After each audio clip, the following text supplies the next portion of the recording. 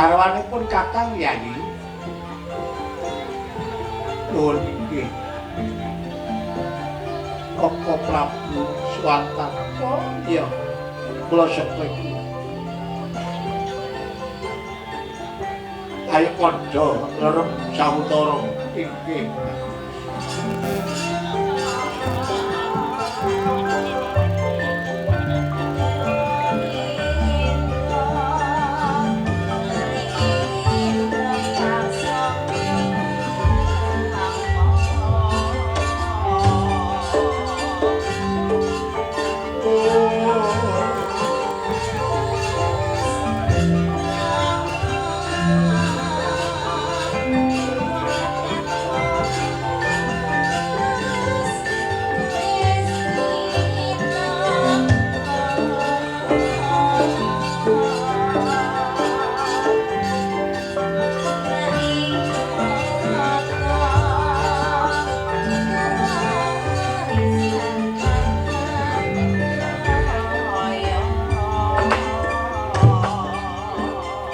Layato. Nalika semana iku ana kandha.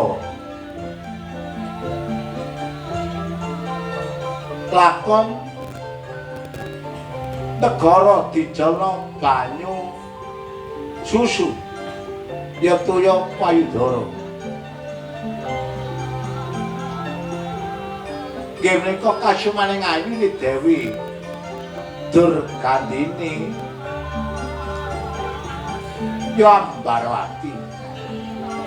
Ambarwati garwanipun Begawan Palasara. Sampun gadhahi turun setunggal kang aran Raden Abiyasa. Ya Abiyasa ya Kresna Dipayana. Nang wis gak klek ngono kula dayane lakon Ambarwati purun dipun pundhut garwa dhateng Prabu Swantanu Sentanu Dewa Jalaran. Garwanipun Prabu Sentanu Dewa ingkang kekasih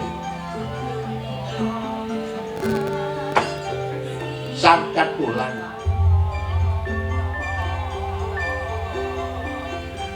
Mati kaunduran nalika babarane Raden Dewa Brata. Lasarene Dewa Brata taksih punang jabang bayi dinten-dinten wulan. Ngantos kados dene gempung kawontenanipun sang Prabu gendhek dhateng Kang Putra Dewa Brata lan Sang Prabu Sentanu. Wonten margi kepapakan dhateng Deweka Ambarwati ya Durgandini. Nalika semana gendhong dhateng Abiyasa tasik lari. Wis gak kena semono lho.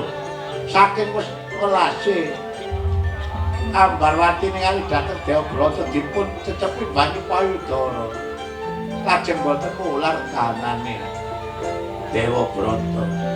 Lah sareng wonten rampan kados mekaten menika kala wau Sentanu Dewa lajeng kasengsem dhateng Ambarwati. Ya toh, nek pancen iku cocok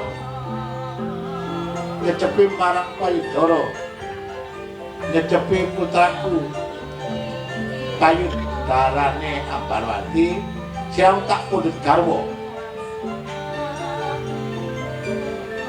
Nek pancen gelem banyu susu tak ijoli negara Ngastina. Ben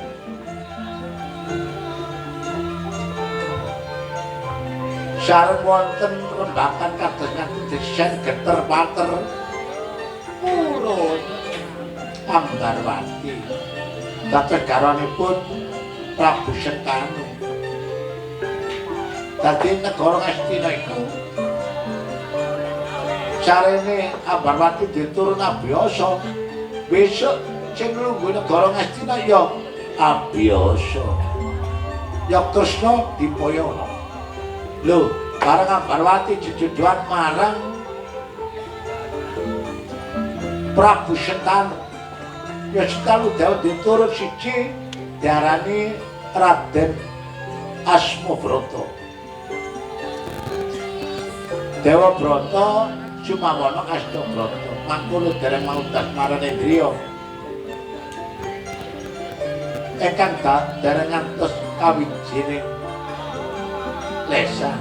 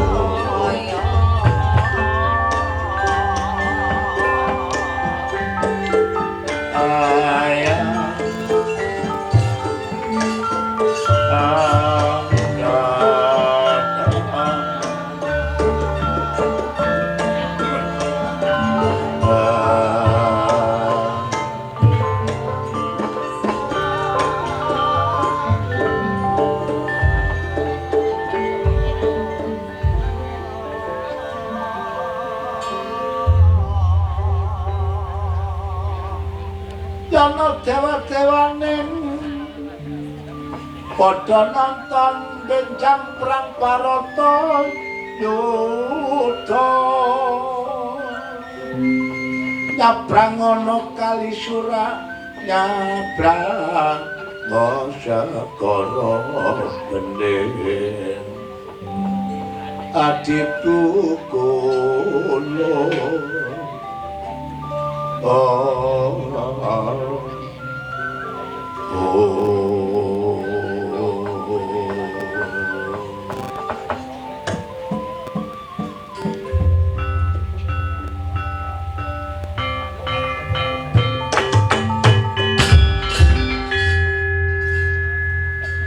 Der putraku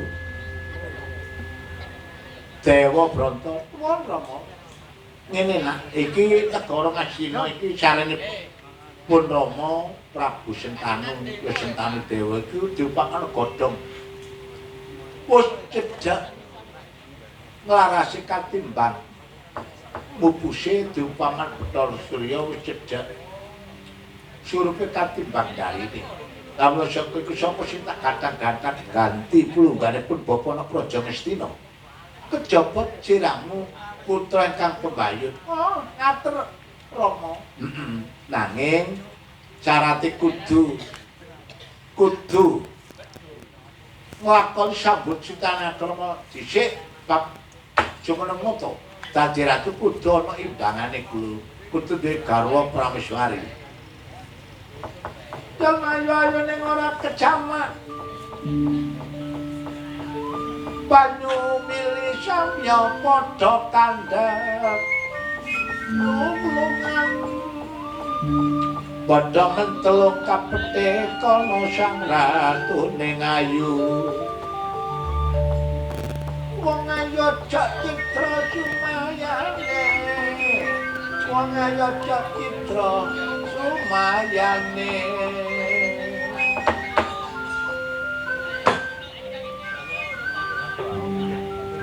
Mangke rumiyin Kaka Prabu yayi garwanipun Kakang ya Ambarwati ya Durkadine boten ngatenipun napa panjenengan kana boten kalih yang Kaka Prabu lho kelalen sing kaya apa rumiyin negari Ngastina lak dipun ijolaken banyu susu kula nalika kula nyusoni dhateng bayinipun Dewa Brata.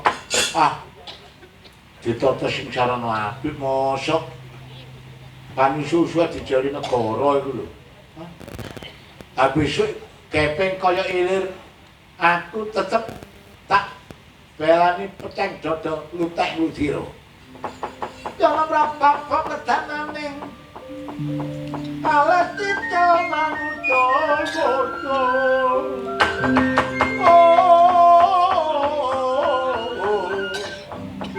Oh, nane jangke.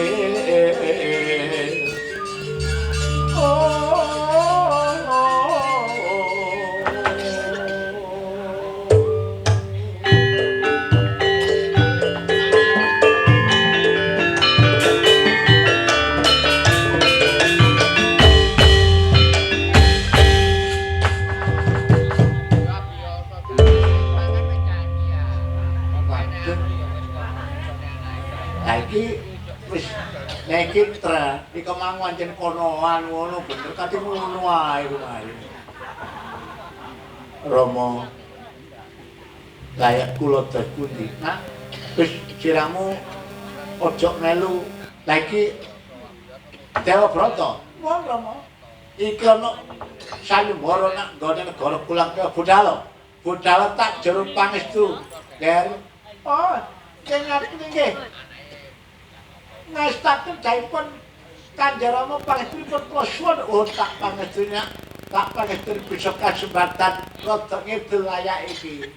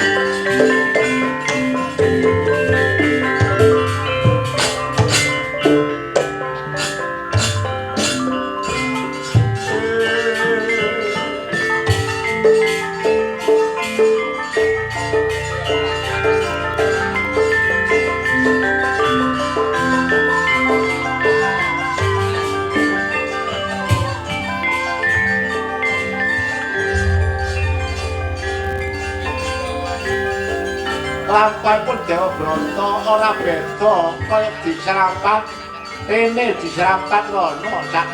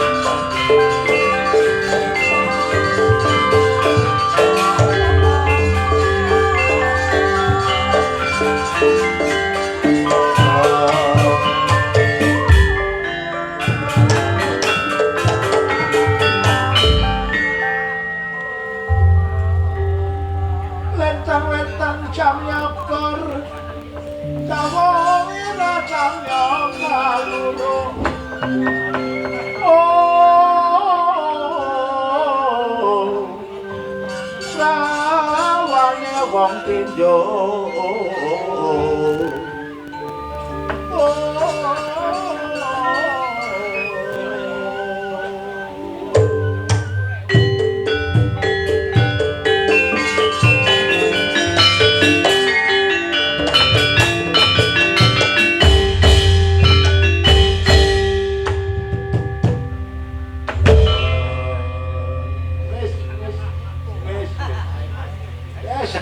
seneng hatiku. Lagi tak dulu kapan tejo, lagi tejane negara pulang ke mbak aku si bakal ngetoni marang Saiboro.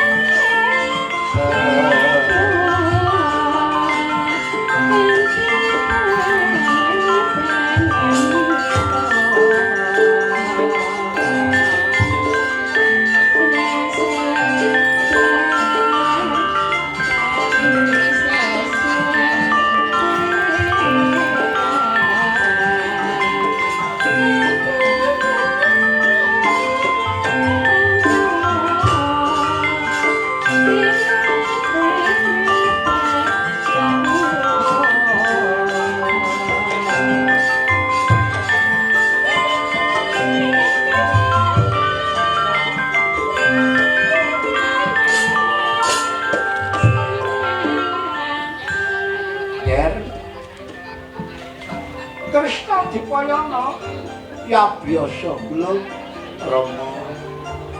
Rama kekawan Palasara inggih ya ayo ditata sing bener ayo ditata sing apik inggih Rama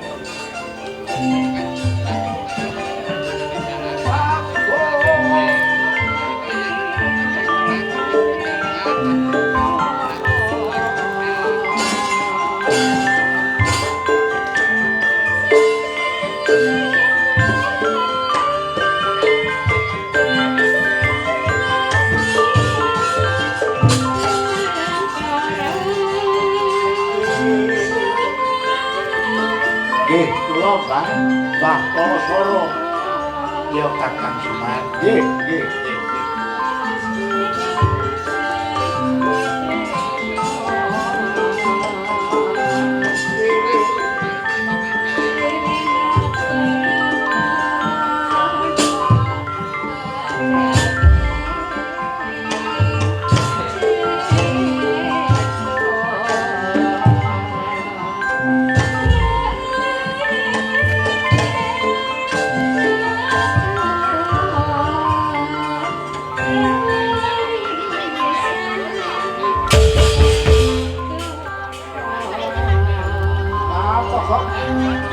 perayaan yang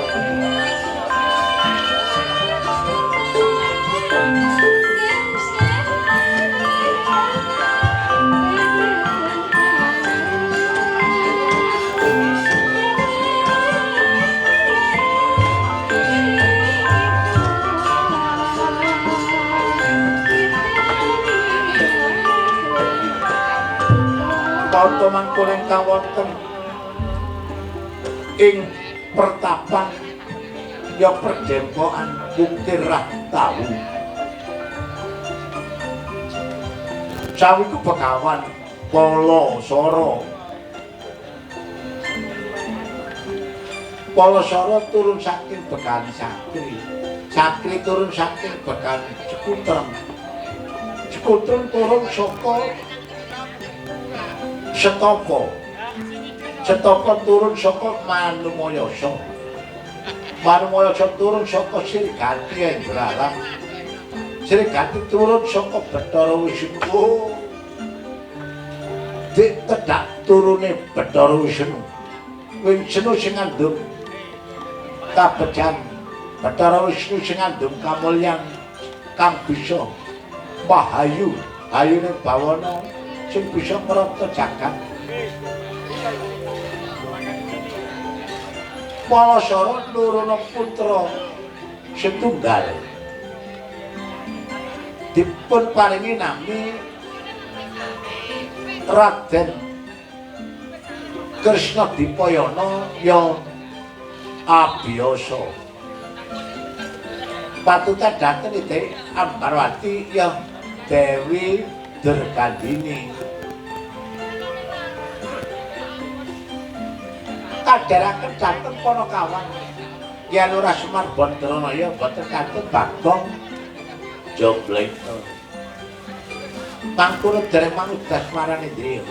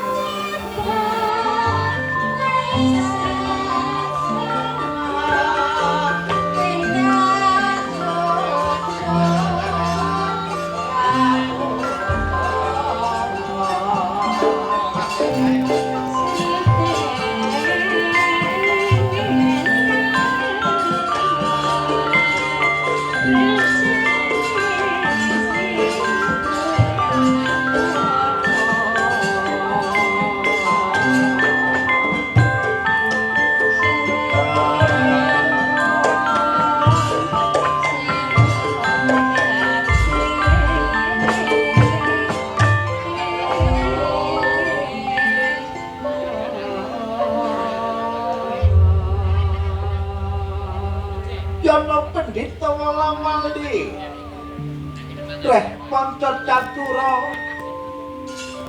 kawulaning bangsaning padu lemah pambedhok lemah mungkul sinandhong mawon.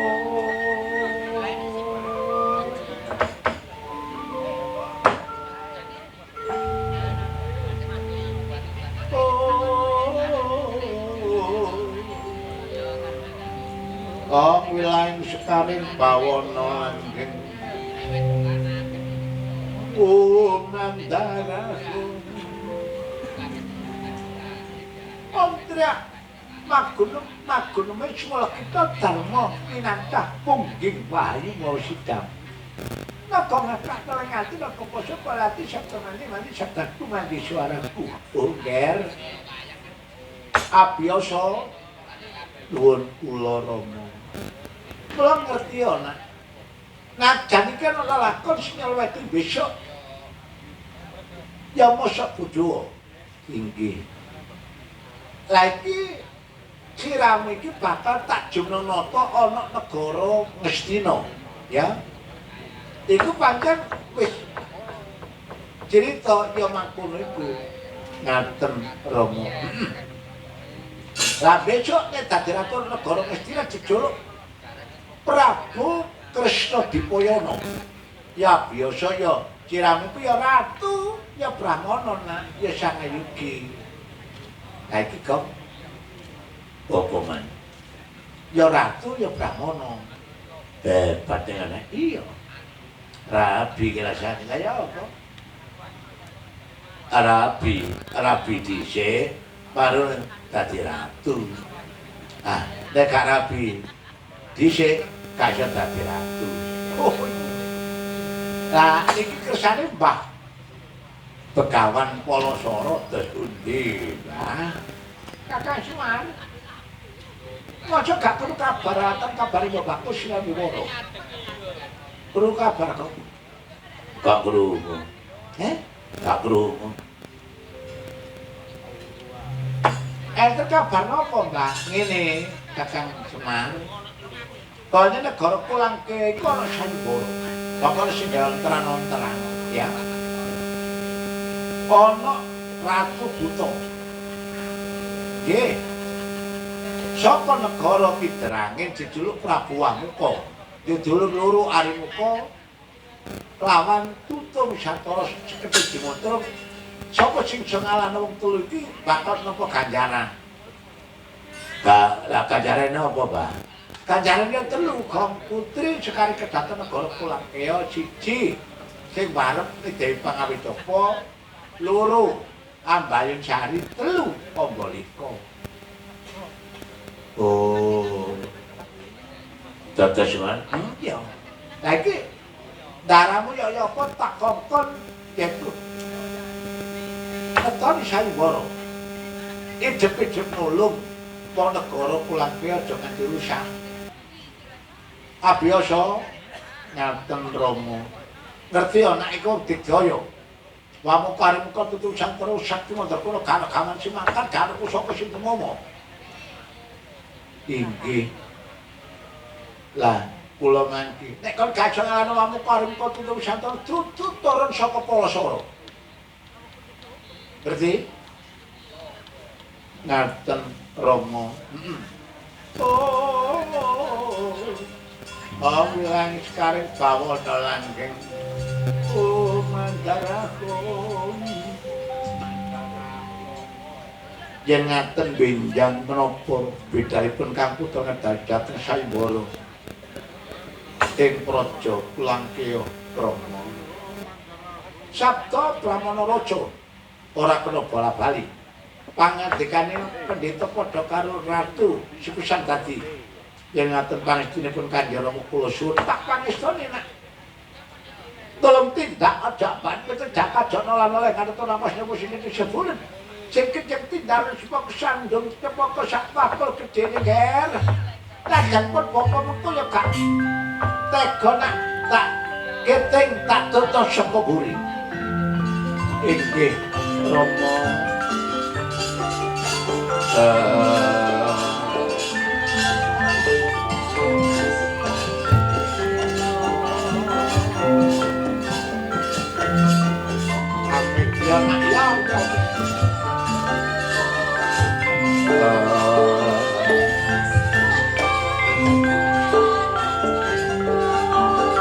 Ranono saksaya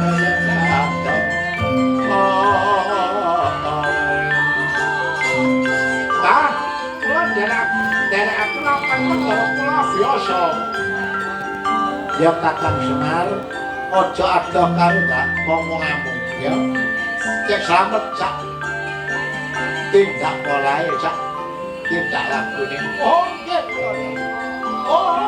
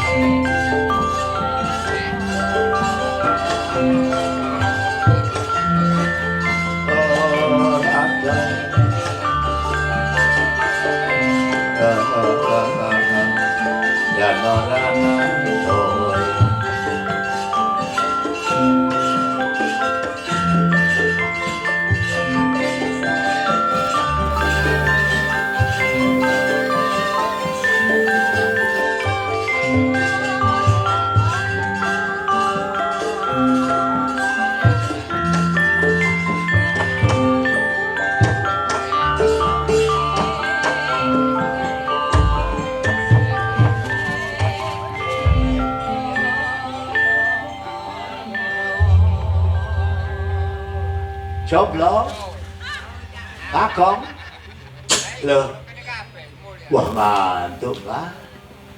Waduh. Boten putepe niku. Ndara Abiyasa Kaliman Kerama. Ya suruh sepiro. Nek ngoten damel nututine iki lho, Pak. Ya mlayu sing banter. Hah? Boten ngojek apa? Kendi. Kok boleh ojek kan? Lah damel nututi ndara Abiyasa Kaliman Kerama kula ngantuk gak digugah. Lagi digugah. Wah. Didik man Bang, mboten akeh wong pira mriku paling 50.000 cukup, Bang. Bersampit, Bang. Atur ndi iku? Duwe wong lah wedhusnya mari manak loro, Bang. Manak loro sitok matek ngono. Kok iso? Masih ngoten, Bang. Wingi nanten nyeburaken suwuk wis, Bang. Masa ya gak ilang-ilang aku. Ya rekok bukan. Iya. Gitu bisa apa Mas. Wah. Amplok Mbah, ketara Mbah, dicek keta 75 Mbah, dalem ngojek Mbah. Dalem kak suwe. Wah. Kondil pelitnya. Mbah. Mbok ilingo sampeyan Kaliman Kerama kali Bagong iki nggih. Ngak anake Pertapan Rah Tawune Mergoman Kerama Semar karo Bagong. Rah Darah Tawu Kuras nalika semono padha lakon laire Bambang Palasara. Palasara putra kinten. Ngoten lho. Sakri kan Sakri. Sakri niku dhe bojo Ki Dewi. Sukeli sing golewati. Sukeli niku duwe dulur niku piye? Ratu. Wes. Lah mangkane sampe dijeneng dikocak karo Prabu Sukalabasa. Sadurunge niku duduk Sukalabasa.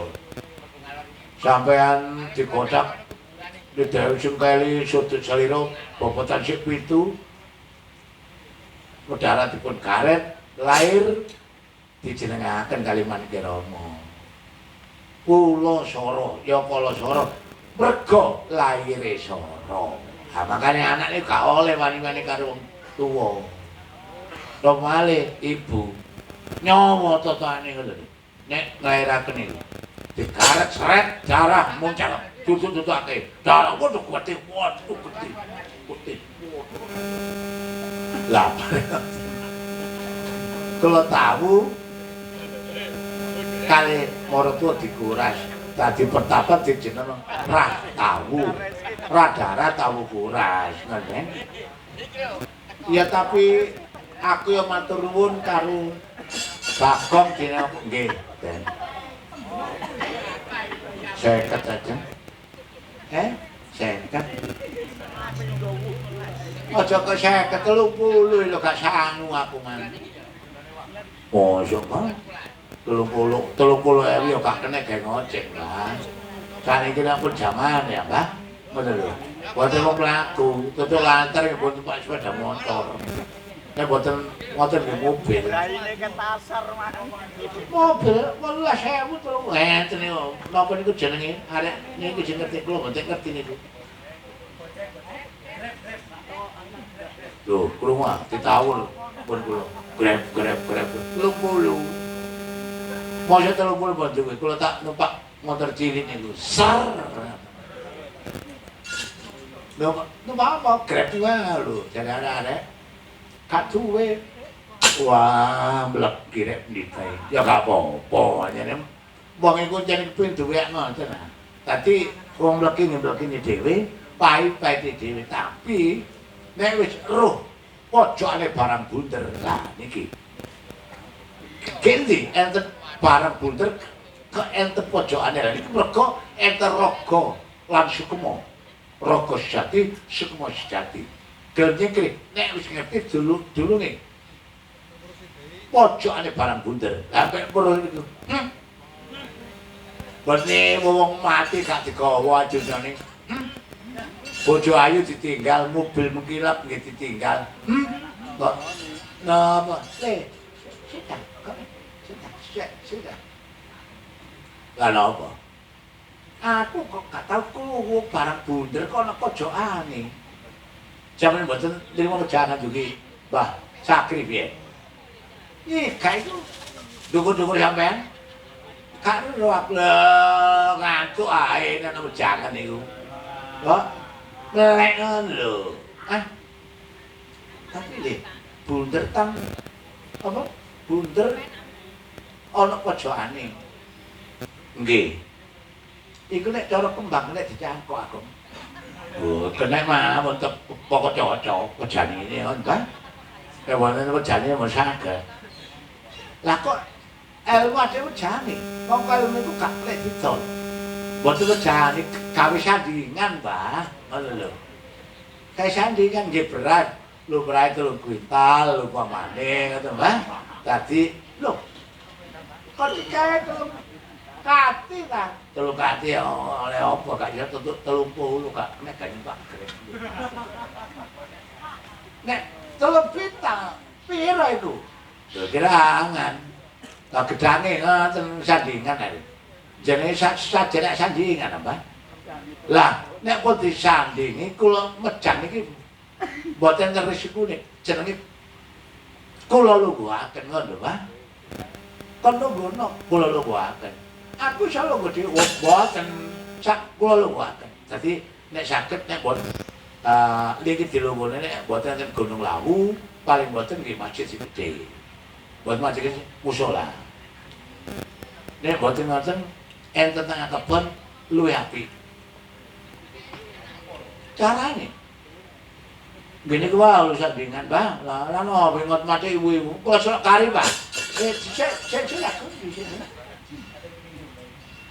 Kalau ini sok kadoan, ngono lho, kali doran iku lho, Le, muga tak tebus, bono napa? Ngoten. Piro, Bro? 6 juta. Loh. Bosok sandingan oleh wedhus loro. Tebus sak mestine nggih pun sembarang pinten Sabtu selawe jam suku selawe. Umpamane 100 selawe kedidik Mbah nebul 100 selawe ora. Ya wis iki ana 750 nggih pun. 750. Iya. Ngono jar makan duwe. Lah anak bunder iku mau pen pojokane barang bunder. Nggih. Pun kula trima nggih.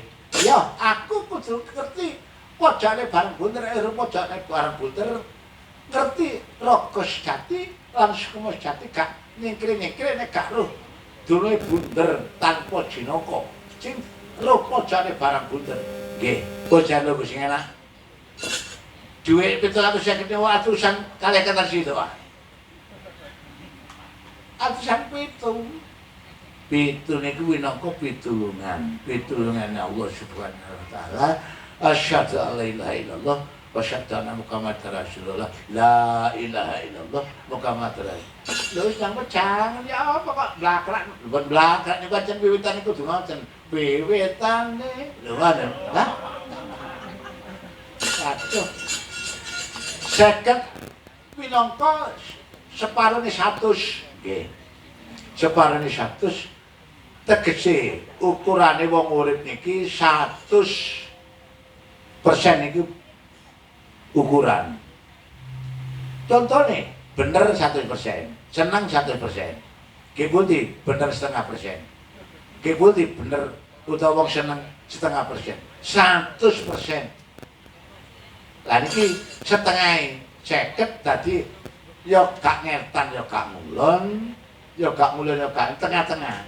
Tengah-tengah niki winangka bunder. Bunder. Sampeyan kudu roh pojokane barang bunder. Terangno kula terangaken. Sampeyan pidhangetaken ta panjenengan pirengaken.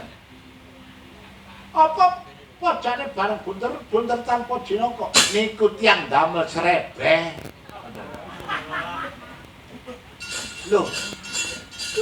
Loh. Lah napa kok lho?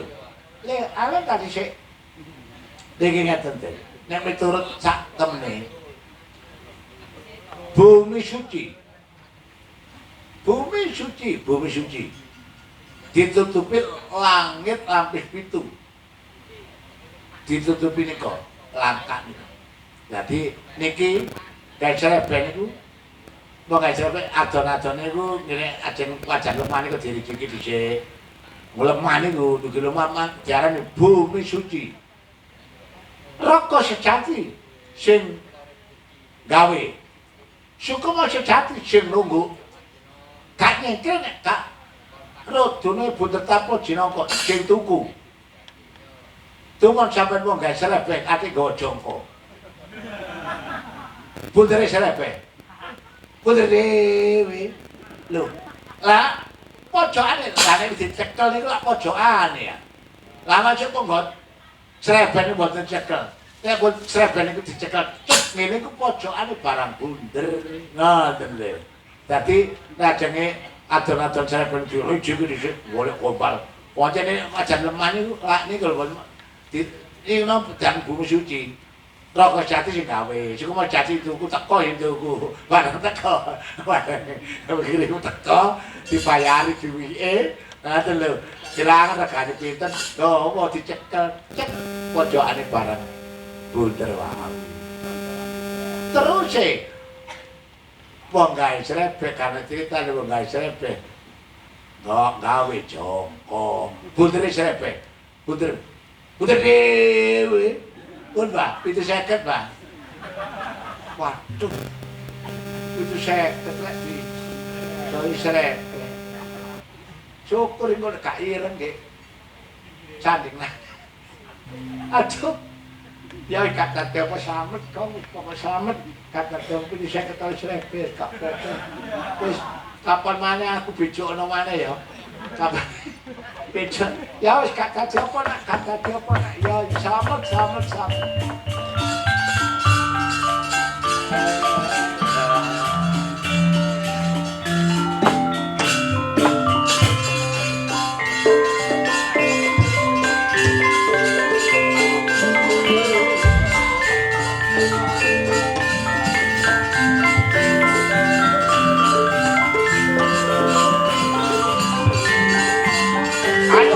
Iya, Pak.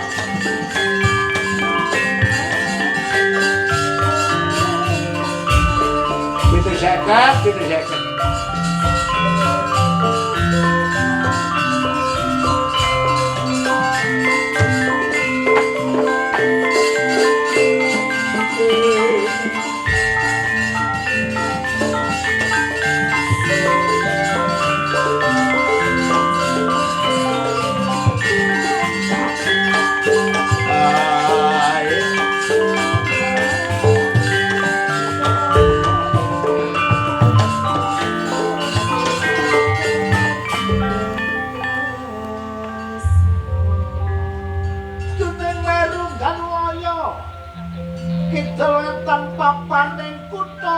Mangendrolaya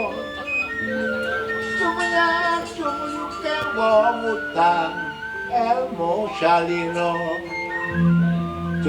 sumuyuke wong sang mudi ilmu rasa juning meru kita nang papan utanya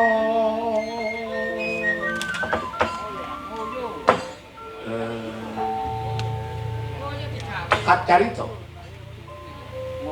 Raden Abiyasa Oca Joko pertapan tukara tau kepasan gunung dhuwur tunggai durang jero diuduni saanjatan kancik wonten pesanggrahan basa kembang pesanggrahane wahmu parimu ketutup Wisandala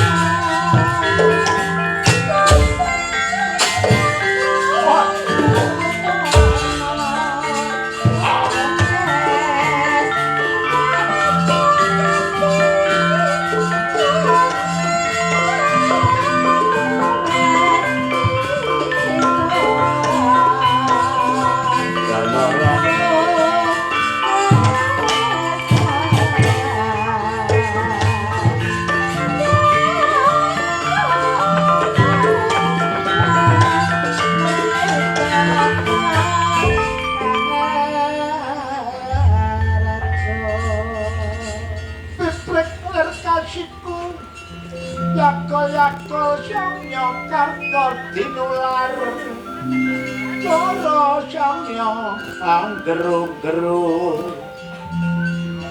kadya suarane sang sangya kala kalbo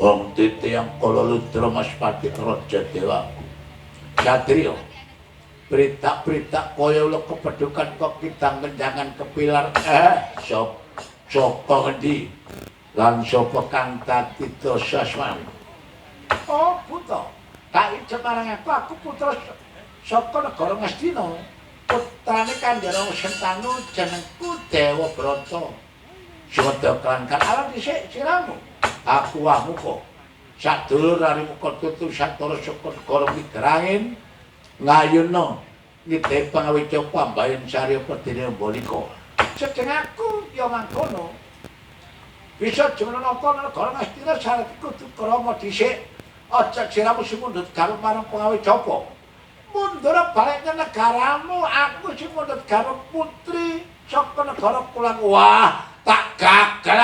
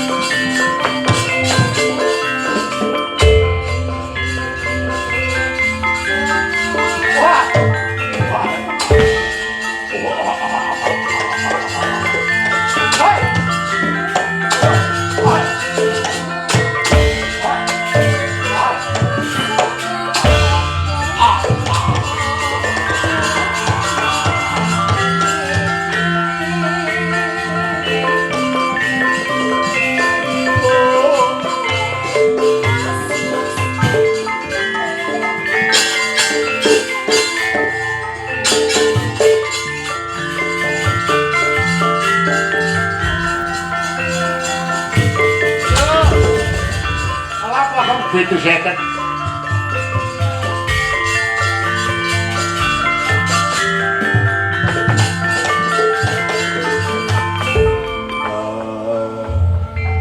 Wah,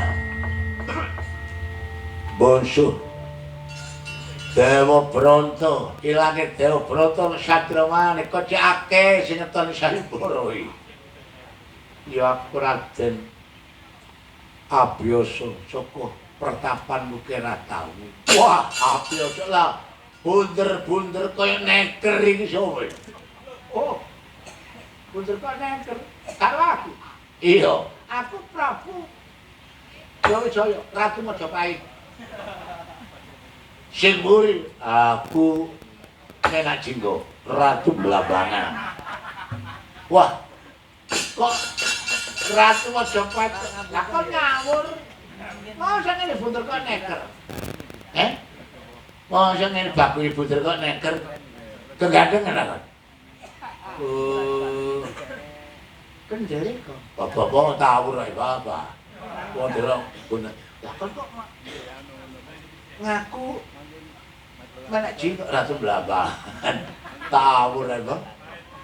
Tawur ae. Iku saya ketilang ada mah. Lah, atau ini itu saya tak golek saya ketan sing biru kok gak ono ngene. Hilang saya ketan. Kok gak nemu amo? Enggak, kok. temen mulai kakek nang duwe anak kok hilang saya ketemu ketemu anak Jan kan duit kula 50 wong kendeng iki ah lah apa kan takon ngono kok adem di bejo Bapak Soro bejo ojo kaget ah lah kan tak wara pendeta teruru pojone barang putri ngono barang iku lak wong Israel iya wong Israel purukmu iku cuman wong Israel kok Joko putri Israel putri karepe dhewe ono nang ale 70 karo edeng aku sing kei ilmu iku bilang 50 kok karo edeng apa lek ngedupaki iso mah iku mah ibu lho ya meneh ae jan nang warung nang warung piro ngono ibu ping 4 iso bayari mosok bangun ojo nang kok balekne lho lah kok kualat kowe iku sandingane tebusan iku mang kok cuma foke kok lawangan pun sen iya Usman ojo nuruti bute Bagong boten nuruti manjane kari ya kari nututi langkung jebule ndak ngene golek omprengan jaluk dole kate dhuwit ya napa isane dikeki kula ngrekot daya ngono Bagong nggih jan boten dia arep ditahari njaluk kate wah abiyasa seja kan karep apa bener Prabu aku kaya aku nek dulur aremu kok tutul satoro ojo nerusno wong gak gelem dipundhut garwa dipeksa gedhe waduh tak kacau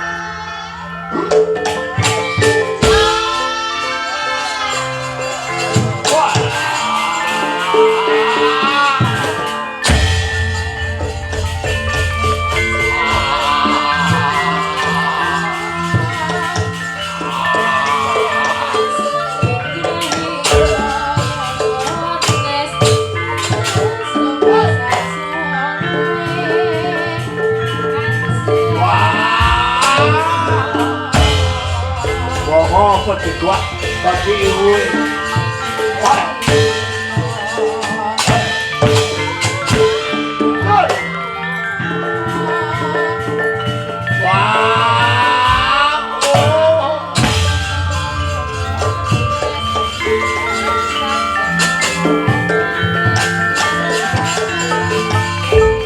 apa dibuang kunci ibu dibuang kak iso adoh ya tak cekel tak ujud tak entek nang betonan men karo jan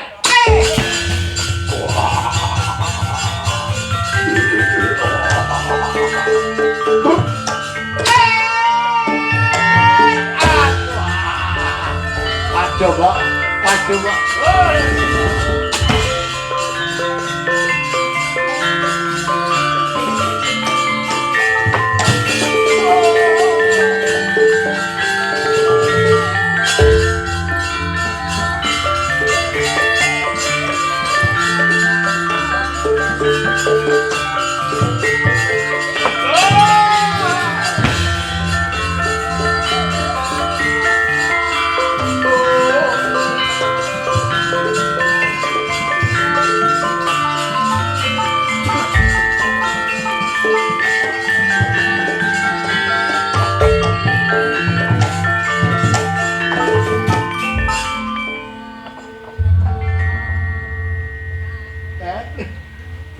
nesu.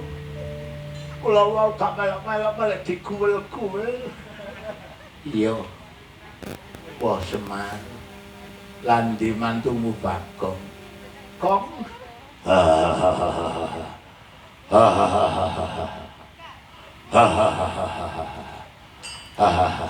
Mo. Golek klinik. Apa kau podcast Mas? Kopi kowe isih ama. Lho, sik cakep. Ana apa? Waduh mau bocane ngamuk. Dupane nesu. Kok dupa? Apa? Buta. Lah iya, iku man. Lho, kon nang lak dicekel disat. Oh iya. Aku saut nak dikekel daripada tiba iki mangar kendara. Biasa lah awakmu. Aku yang ngono mo. Wah, tunggale. Aku man tepake noyo ngono. Tepake noyo. Tepake noyo. Iya. Dicekel foto bali. Dikawal dikawang bintang sok. Lu pas aku tak bawa. Aku pancet ae ngoyo ndurung mari ku. Gak iso ngoyo anyang-anyangan lho. Wah dicekel malah set. Dikawal cepat non. Jaret gak iso. Kok gak iso? Cik noyo gak iso aku timbangku loro. Gak enak aku. Warung jengkel tarik butane wong apa digowak gak iso. Simbokne dhewe rasane iku. Wah, kok noyo ngate ngedek-ngedek aku kan. Bareng ngono. Sakit cekel cek. Duduk nang petung wit ditep tanggane. Betonan. Ceret ya apa? Ceret. Ceret. Iya, akeh ya ana sak layah. Lho. Kae dublong iku jenenge ceret nak. Apa? Dublong. Apa dublong? Apa? Kan masa nak iki gak iso nek gak aku sing motor.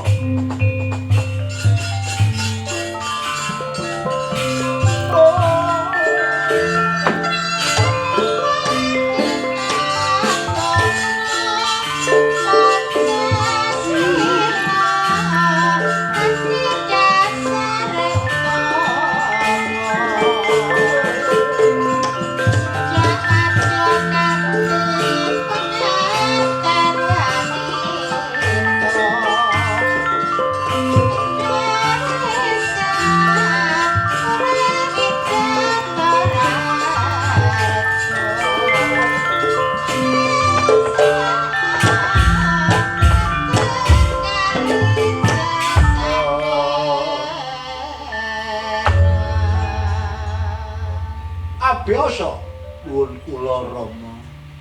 Nak aku wong tuwa. Anak pola bapak kepradakan critane wong tuwa abot karo anak gak tega. Ayo. Kaman apa? Sing kon gawe napak Prabu Amukari kok tutul santoro. Kaman kali sing makan. Ngerti? Ayo. Nek kon gak ngrampungi perkara iki dudu turun saka Begawan Palasara. Kata kiti katalipong pedang tafsir sing galane ngarga telebak ira walukura kanepen pusaka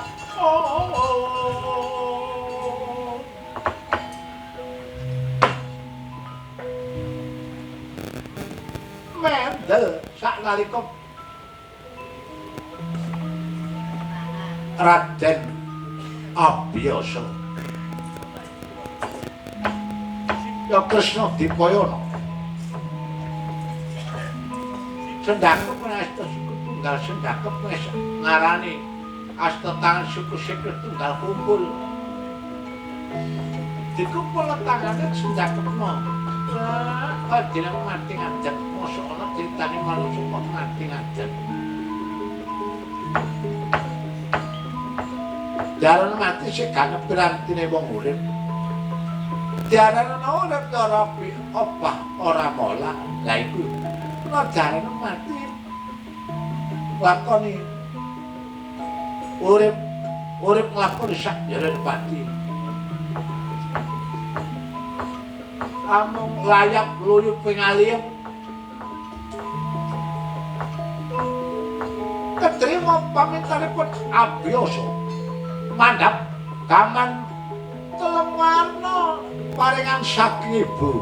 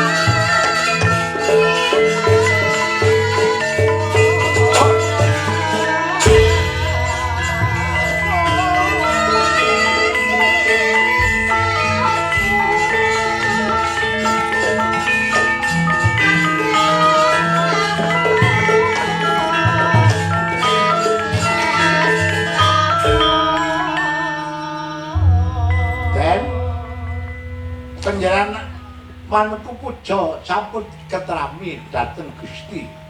Lah niki enten rupa gaman welat awulayan kalih empune kunir.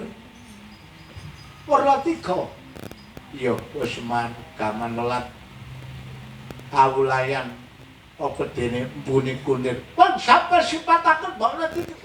Nek pandonganmu tak jaluk wae. Nggih, Ndara.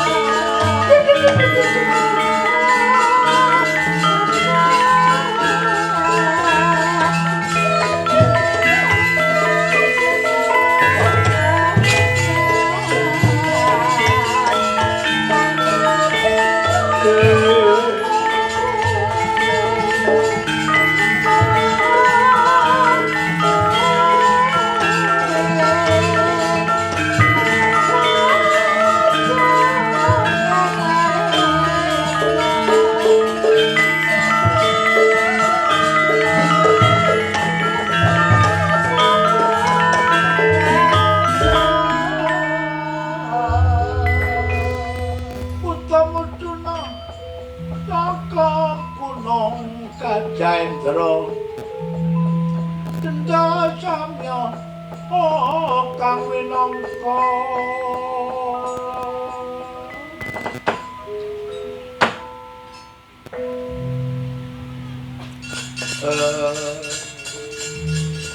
Kacarita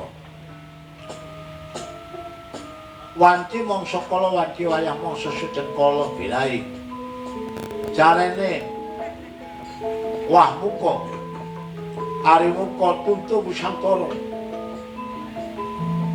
kenging gaman welat awulayan lan empune kunir bebasan botokan godhong lumbu lukar bitinge lukar godhonge mecal bitinge wanci sampun nembaken titi wangsa icale wahmu kari muka tuntu Busantara kene gaman welat kuning-kuning apa dene awulayan manjing nyawiji dhateng Abiyasa dulure Abiyasa sing lair bareng sedina.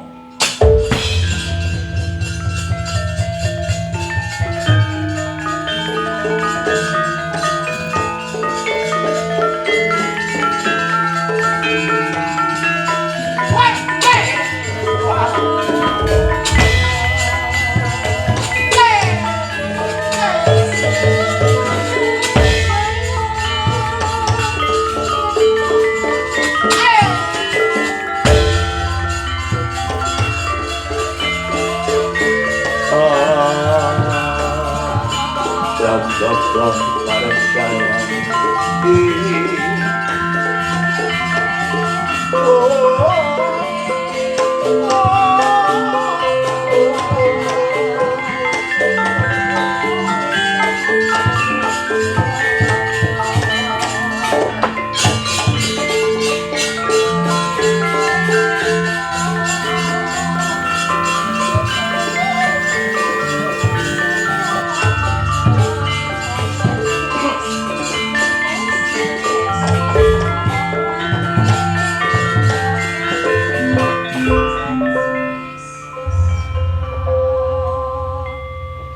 Abiyasa nuwun kula Rama. Tibake manjing marang ragamu badanmu inggih. Lah iki kena jare dulur sing lair bareng sedina. Kakang Kawah ade ari-ari Getih Abang Getih Kusir ya Kakang Semar. Nggih, Ndara tamakane mboten tapak gaman mboten tapak paling pandai sisana Gurindo. Ayo, Gong. Iya. Aman kan sematanmu anjene wong sakti dulure manungsa sing lair bareng sedina. Iya, Nak. Lah iki ana sing arep marmarti Kakang Kawah diarani Getih Abang Getih Kusir. Kan iki napa, Ndara? Jale ganjaran iki, Ndara. Abiyasa. Ya, Nak, abiyasa. Inggih. Nek ngono ganjaran iki siram inggih mangke kula tata. Mangke kula ingkang kula remeni Dewi Ambayun Sari. Oh, nek lha iki Sang Prabu.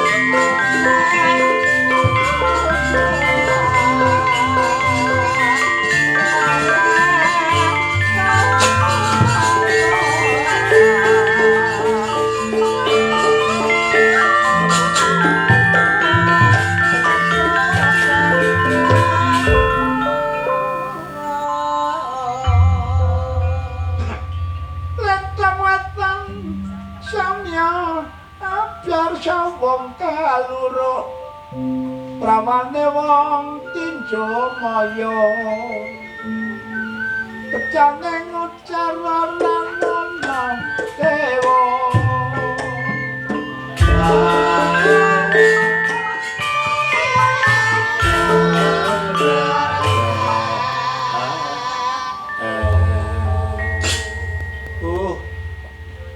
lah iki nek sing mburi ku Basuki. Basuki inggih kula putra saking Mandura. Ngarepmu inggih kula putra saking Garing Astina ngarep dhewe iki.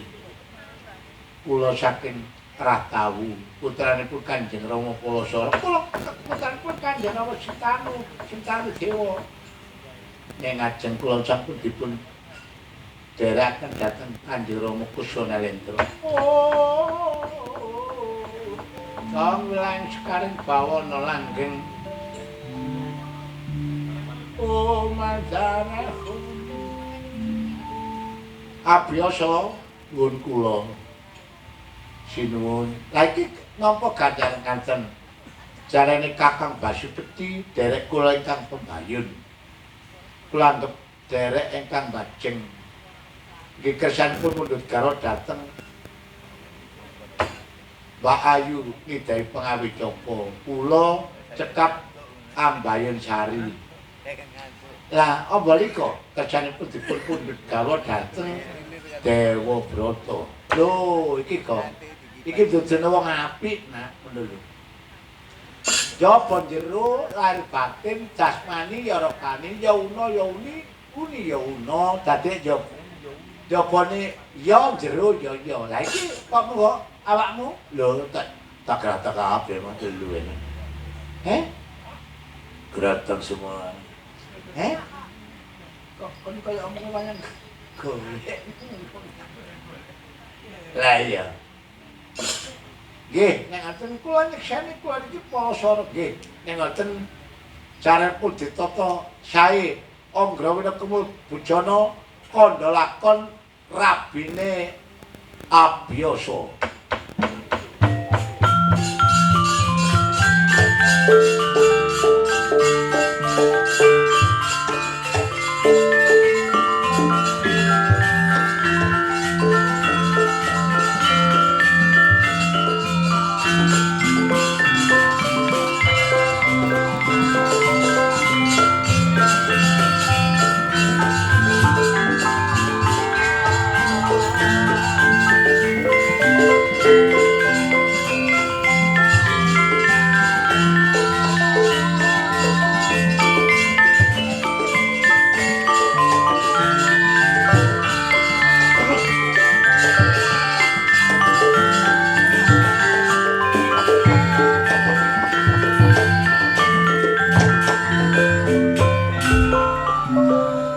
Carane sampun paripurna kandha lakon rabine Abiyasa sakmenika dipun wiwiti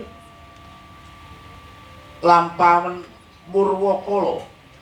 Lampahan Murwakala, lampahan Murwakala.